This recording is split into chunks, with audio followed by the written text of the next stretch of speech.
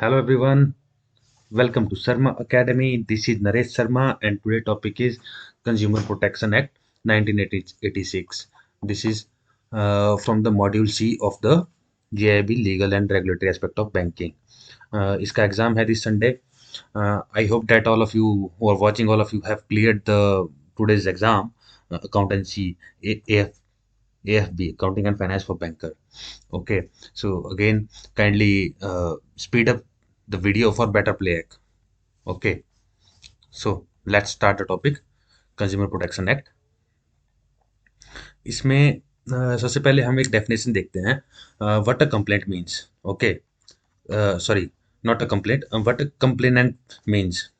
A complainant can be a consumer, any voluntary consumer association registered under the Companies Act 1956 or under any other law for the time being in force. Okay.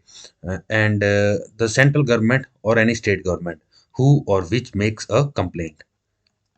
Okay, the next one is one or more consumers where there are numerous consumers having the same interest. Okay, in case of death of a consumer, his legal heir or representative who or which makes a complaint. Okay, these all are the definitions of the complainant.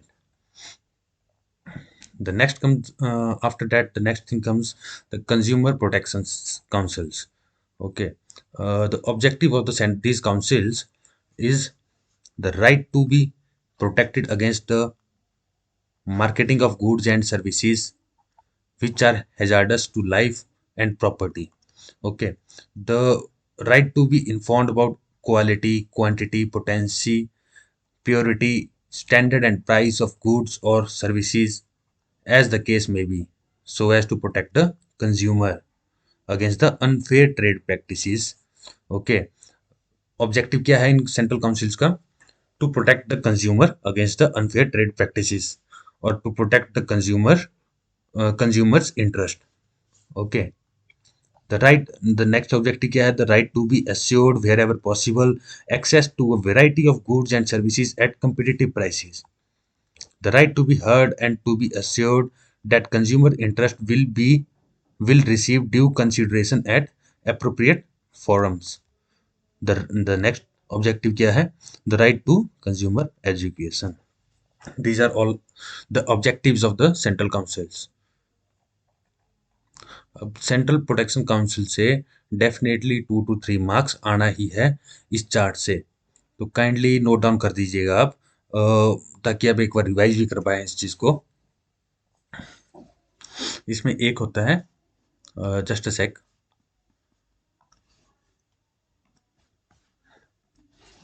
एक होता है district consumer protection council, district. Okay, and next one is state and the third one is central. District में district consumer protection council या district forum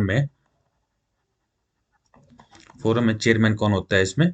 collector, collector of that particular district. Okay, he will be the chairman of district consumer protection council और district forum. Okay, state में कौन होता है chairman? Minister in charge of consumer affairs in state government.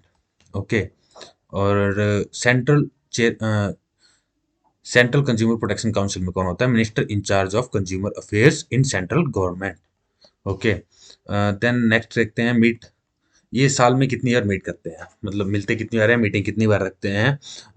District forum में जितने ही member होते हैं including chairman, president, all have to meet twice, at least twice in a year. Okay, and state में 2 to 10 times, minimum 2 times and maximum 10 times, and central council में once in every year. Okay, then the president, who is the president of district council, district forum? District forum में president होंगे district जज of district courts. I have forgotten to write this, of district courts. Okay, और state में president कौन होंगे? High court जज. High court में जो भी जज होते हैं वही इनके प्रेसिडेंट होते हैं. हाई कोर्ट जजेस are the only eligible to be the president of state commission. Then comes the central commission. Central में सुप्रीम कोर्ट के जजेस ही एलिजिबल होंगे इसके प्रेसिडेंट बनने के लिए। Holding of the office of the president. Okay, next point is holding of office of president, that is at least 5 years और up to 65 years of age whichever is earlier. 5 साल से 65 साल की as तक जो भी होते हैं प्रेसिडेंट होल्ड करते हैं ऑफिस को। देन कम्स द स्टेट में भी एटलीस्ट 5 year, मैक्सिमम 5 year और up to 67 years whichever is earlier. But central में 5 year और 70 years, 5 years और 70 years whichever is earlier. Holding of the office, holding period of the office of that president. कहीं note कर देना यहाँ से short short 2 से 3 marks आने ही है एग्जाम में। और मैं आपको ये वाला topic with along with the updates करवा रहा हूँ। Where can the appeal be made against, next one is the appeal, where can the appeal be made against the decision और order of the district court, state commission and central commission. Okay, district forum में within 30 days after the order, date of order के 30 days के अंदर अंदर हम ये जो है स्टेट कमीशन में अपील डाल सकते हैं। इस केस में अपील डालने के लिए या तो 50% प्री पेमेंट हमें देना पड़ेगा ऑर्डर्ड अमाउंट का, या 25,000 विच एवर इज लेस, ये हमें स्टेट कमीशन में एक तरीके से प्री पेमेंट करनी पड़ेगी, तभी हम एलिजिबल होंगे अपील डालने के लिए। ओके, और स्टेट कमीशन के ऑर्डर के अगेंस्ट हम अपील कब कर सकते हैं, कितने टाइम में कर सकते हैं? Within 90 days from the date of order of the state commission. इसमें भी सेम रहेगा 50% और 35,000 rupees. Okay, whichever is less, that would be make this case eligible to appeal in state commission. Okay, अब state commission national के पास appeal करेगा, but national commission के against appeal करने के लिए सुप्रीम कोर्ट में दाखिल कर सकते हैं विद इन 30 days, 50% और 50,000 minimum amount, maximum whichever is less. Okay, then he is eligible to appeal against the national commission to supreme court. District court वाला district court will make district court के order के against, district court order के against हम कहाँ पे appeal करेंगे? State commission में, sorry district forum के ऑर्डर के अगेंस्ट। ओके, डिस्ट्रिक्ट फोरम के ऑर्डर के अगेंस्ट में हम स्टेट कमीशन में अपील करेंगे, एंड स्टेट कमीशन के ऑर्डर के अगेंस्ट हम नेशनल कमीशन में करेंगे, एंड नेशनल कमीशन के ऑर्डर के अगेंस्ट अपील कहाँ पे करेंगे? Supreme court. Kindly note this flow. Okay, district court से स्टेट में डालने के लिए हमें चाहिए 50% या 25,000 रुपीज अपील करने के लिए ऑर्डर अमाउंट का, जो भी डिस्ट्रिक्ट फोरम ने ऑर्डर किया है उस अमाउंट के 25,000 या 50% of that amount has to be kept at state commission as a prepayment, and state commission के केस में 35,000 एंड नेशनल कमीशन के केस में 50,000 अगर हमने सुप्रीम कोर्ट के पास अपील करनी है तो। वन मोर थिंग जो मैंने इसमें देखी है, let me make it clear, इसमें थोड़ा सा कंफ्यूजन है, बट ये जो पॉइंट है ना, दिस पॉइंट, यहाँ से ज्यूरिडिक्शन वैल्यू जो है कि कौन सा कमीशन कितने अमाउंट तक के वैल्यू की हियरिंग सुन सकता है। ओके, ये फॉर श्योर यहाँ से 1 मार्क्स तो कहीं जाता ही नहीं है, बाकी depends on the luck factor how much will be asked. Okay, तो लेटेस्ट पीआईबी के नोटिफिकेशन के हिसाब से डिस्ट्रिक्ट कमीशन में 50 lakhs तक के केसेस डिस्ट्रिक्ट कमीशन में सुने जाते हैं, but according to the Macmillan और other resources up to 1 crore लिखा हुआ है। तो काइंडली क्लियर कर लेना इस चीज़ को कि ये 50 लाख है या फिर 1 करोड़ है, अप टू 1 करोड़ है। Okay. Similarly for the cases of more than 50 lakh to 2 crore, state commission के पास शेयरिंग होगी जुरिडिक्शन वैल्यू के लिए। ओके। और अपडेशन के हिसाब से, अदर अपडेशन के हिसाब से 1 करोड़ टू 10 करोड़, इनमें अबिट कंफ्यूजन है, तो काइंडली आप दोनों चीज़ों को ही रिमाइंड रखना। मुझे तो मिला नहीं कहीं पे भी इनका सोर्स की किसके लिए कितनी हेयरिंग होती है, किसके लिए कितनी हेयरिंग रखी है यहाँ पे, but if possible kindly note down both the things, ताकि आपको इजी हो जाए वहाँ पे क्लिक करने के लिए एग्जाम में। श्योर शॉर्ट फॉर 1 मार्क्स तो आएगा यहाँ से। Okay. More than 2 crore for national commission, more than 2 crore for national commission according to PIB, press information bureau. Okay.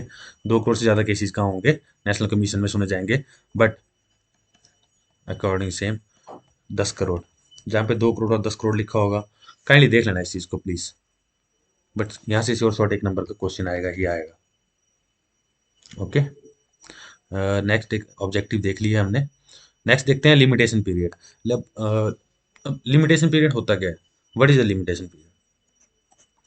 A maximum period set by a statute within which a legal action can be brought or a right enforced. Okay. Limitation period होता है कि without the expiry of the period, मतलब कोई भी action, cause of action has arisen. Okay.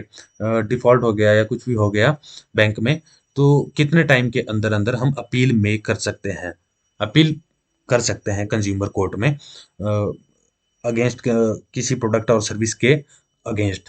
Okay.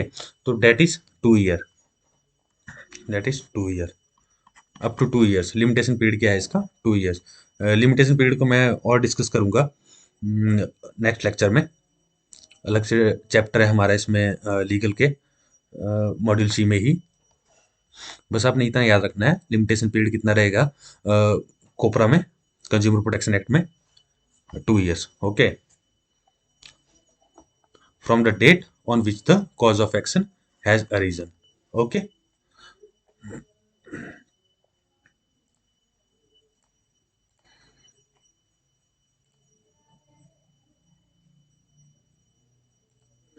Next is, suppose कीजिए कोई frivolous और वैक्सीशियस complaints लेके आता है, झूठी कंप्लेंट डाल देता है फोरम पे, डिस्ट्रिक्ट हो चाहे अपना स्टेट कमीशन हो या नेशनल कमीशन हो, तो उस केस में भी प्रावधान रखे गए हैं इन कोर्ट्स के पास।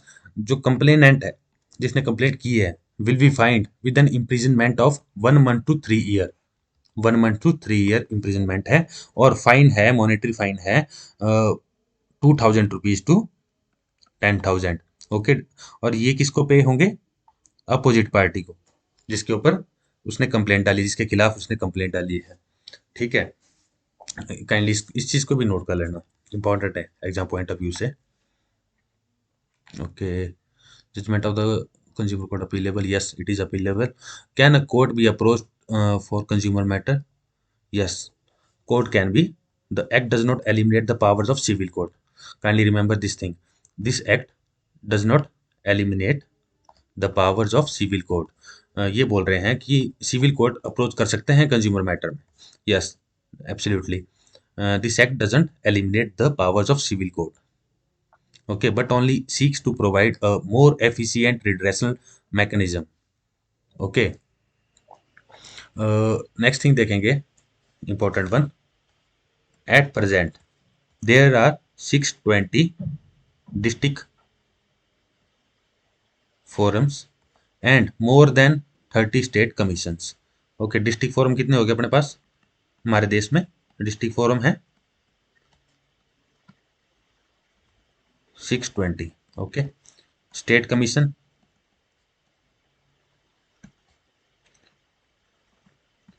मोर देन 30 है। और इन सब का अपेक्स बॉडी कौन है, national consumer disputes redressal commission at the apex. Okay. इस समय ये कहाँ पे है, situated at Delhi. Kindly note कर लेना इस चीज़ को। इतना इम्पोर्टेंट तो है नहीं, बट क्या पता लगता है IIPF वालों का। That's it for the day. uh, Thank you.